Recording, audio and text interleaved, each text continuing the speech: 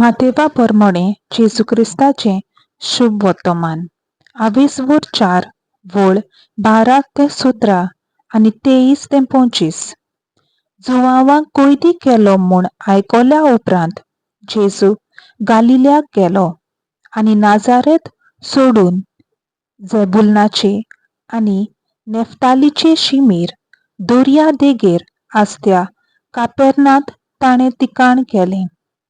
अशें इसायास प्रवाद्यान सांगलोलें तें पाळोन येवंक जाय आसलें. जेबुलनाचो आनी नेफ्तालीचो गांव दर्याचे वाटेर जॉर्दनाचे पेले तोडी आसलोली राष्ट्राची गालिल्या. काळोखांत रावतल्या लोकांक एक व्हड उजवाड देखलो. मरणाची सावळी पडलोल्या गांवांत रावतल्यांक एक उजवाड उदेलो. तेन्ना तावन जेजू अशें म्हणून उपदेश दिवंक लागलो, जिवीत बदलात, कित्याक सर्गीचें राज येवचें जालें.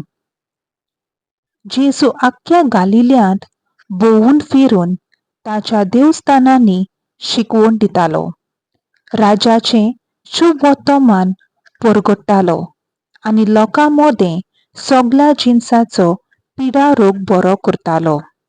ताचें नांव आख्खे सिरेक गाजलें आनी सोमेस्त वांटेकारांक सोबार जिनसाचे पिडेन आनी कोश्टा दोगांनी वळवळटल्यांक, देंवचार बसलोल्यांक, मोर्लूंक पावतल्यांक आनी आरेन पडलोल्यांक ताचें सोर्शें हाडटालीं आनी ताणें तांकां बरीं केलीं.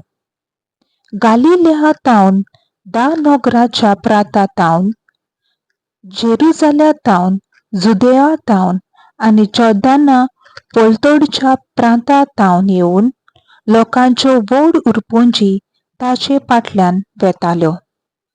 देवाचें उतर हें देवाचो व्हड उपकार.